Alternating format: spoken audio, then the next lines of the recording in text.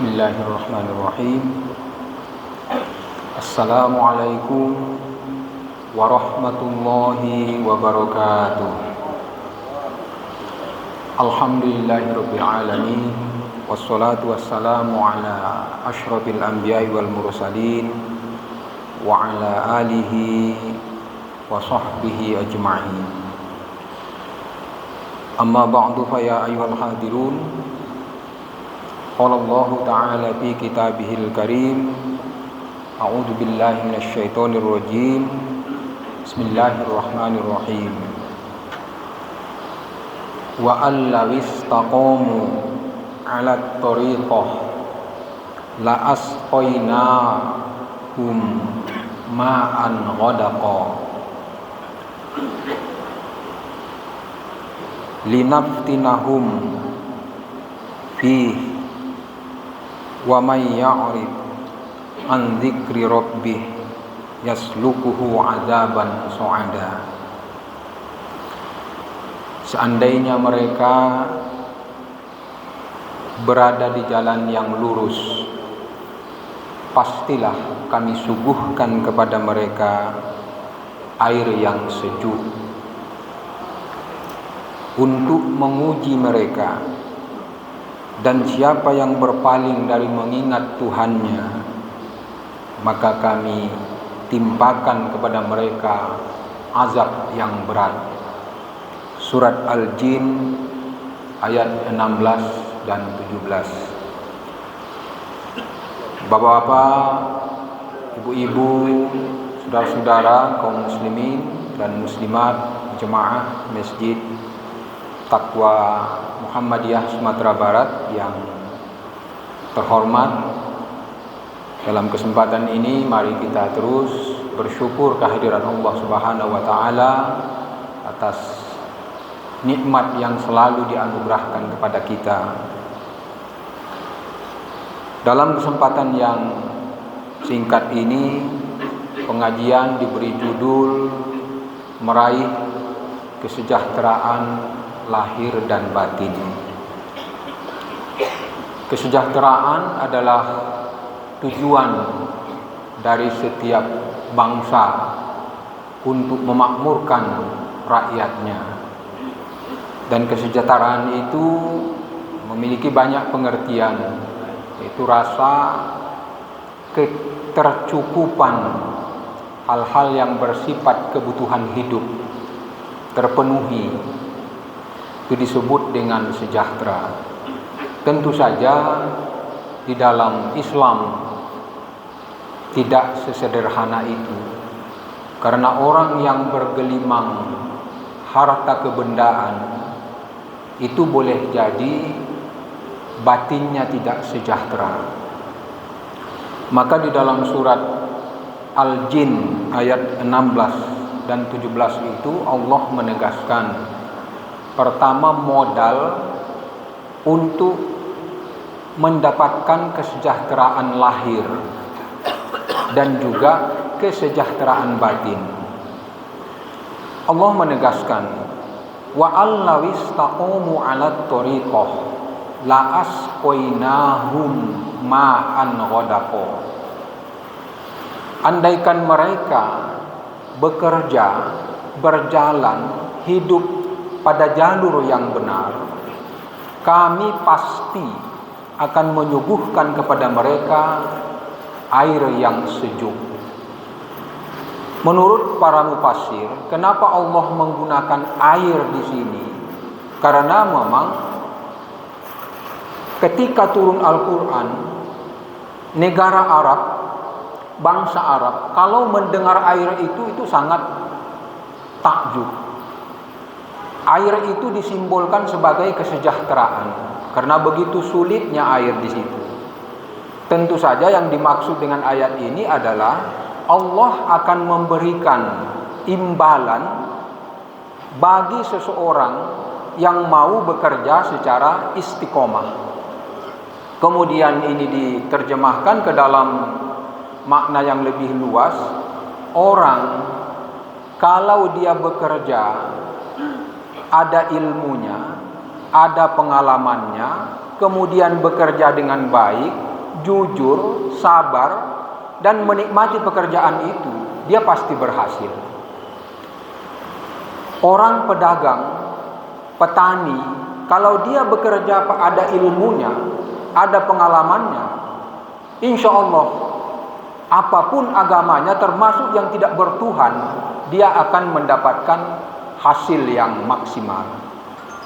Dan ini juga dipertegas Allah di dalam surat Hud ayat 15, "Man kana yuridul hayatad dunya wa zinataha nuwaffi ilaihim a'malahum fiha wa hum fiha la yubkhasun."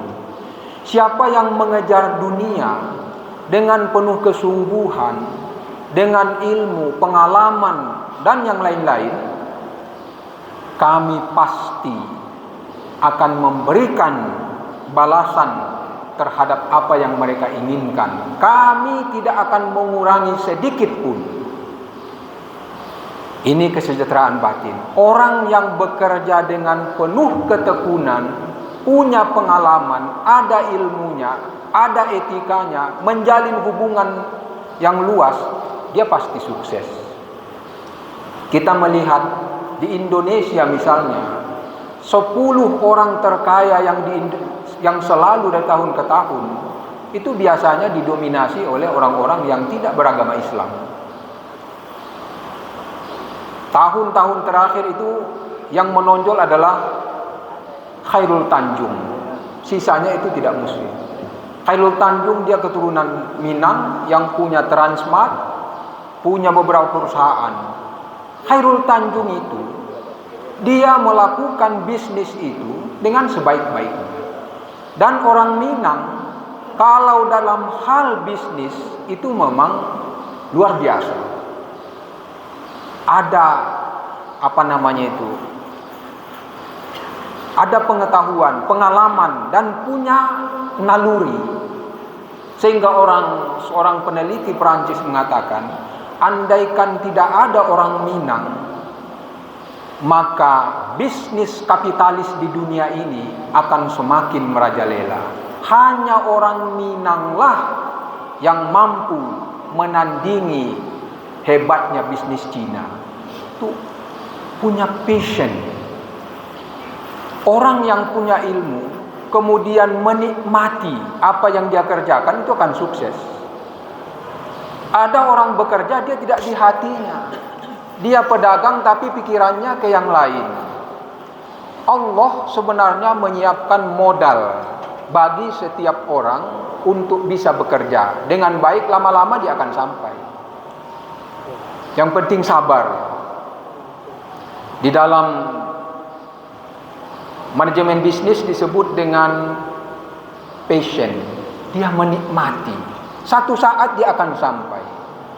Khairul Tanjung, Basrizal Koto, dan yang lain-lain itu adalah menapak dari awal. Tapi mereka serius dan akhirnya mampu. Karena soal orang kadang bilang anak muda sudah tamat kuliah, tamat sekolah, mereka tidak mau tidur-tiduran di rumah, main HP, katanya nggak ada modal.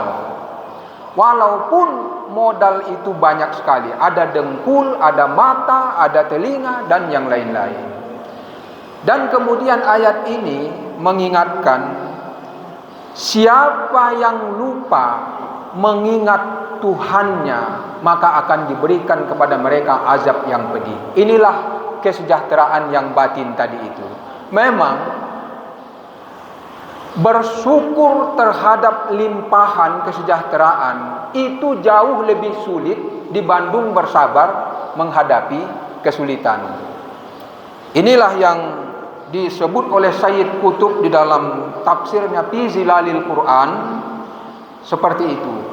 Orang yang sudah sukses sejahtera lahirnya itu lebih sulit mensejahterakan batinnya dibanding orang yang kesulitan. Dia akan sabar mencari Tuhan dan berdoa. Kaum muslimin yang dimuliakan Allah, pada akhirnya kesejahteraan kita yang lahir dan batin itu adalah bagaimana kita memanage diri kita dengan sebaik-baiknya seraya mensyukuri apa yang diberikan Tuhan kepada kita. 3 minggu lagi lebih kurang kita memiliki momentum untuk meningkatkan kesejahteraan batin itu dengan berderma, berkurban sesuai dengan kemampuan. Maka beruntunglah orang-orang yang sudah mencatatkan namanya di dinding masjid, di papan masjid, peserta menjadi peserta kurban pada tahun ini. Mudah-mudahan yang belum diberikan kekuatan oleh Allah sampai nanti pada waktunya dia mampu, atau yang tidak mampu berkurban dalam bentuk ritual penyembelihan itu, bisa berkurban dalam bentuk yang lain-lain yang bermanfaat bagi manusia, tolong menolong dan segala macamnya. Hanya dengan cara inilah memadukan perjuangan yang bersifat fisik dan menghasilkan material, kemudian kita imbangi dengan bersyukur kepada Allah dan terus berbuat baik kepadanya. Itulah cara untuk mensejahterakan lahir dan batin. Demikian, banyak maaf. Nasrun minallah wa fathun qarib wa basyiril mu'minin. Wassalamualaikum warahmatullahi wabarakatuh.